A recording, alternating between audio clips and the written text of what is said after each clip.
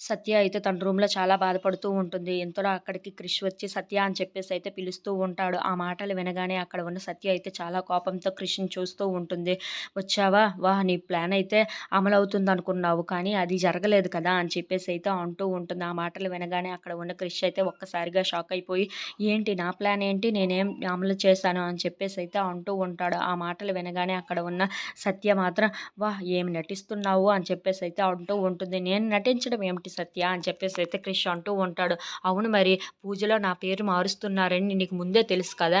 నా పేరును మార్చేసి వేరే పేరు పెడుతున్నారని నీకు ముందే తెలుసు. కానీ నువ్వు నాకు చెప్పలేదు. ఆ పూజలో వచ్చి కూర్చోమన్నావు. అలా వచ్చి కూర్చున్నాను. కానీ నా పేరును మారుస్తున్నారని తెలియగానే వాళ్ళందరూ నన్ను తిడుతున్నప్పుడు నువ్వు నా వైపు తిరిగి మాట్లాడావు. అలా మాట్లాడితే నేను నీ వైపు మాట్లాడినట్టు ఉంటుందనుకున్నావు. అలాగే నేను నిన్ను ప్రేమిస్తాను, నీతో కలిసిపోతాను అనుకున్నావు కదా! కానీ అలా ఏమి జరగలేదు కదా!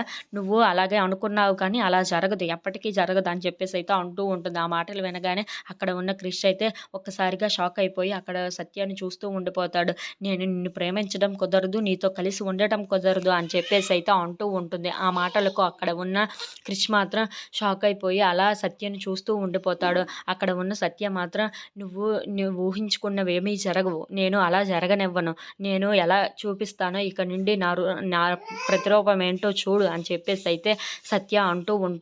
If you like this video please like, share and subscribe.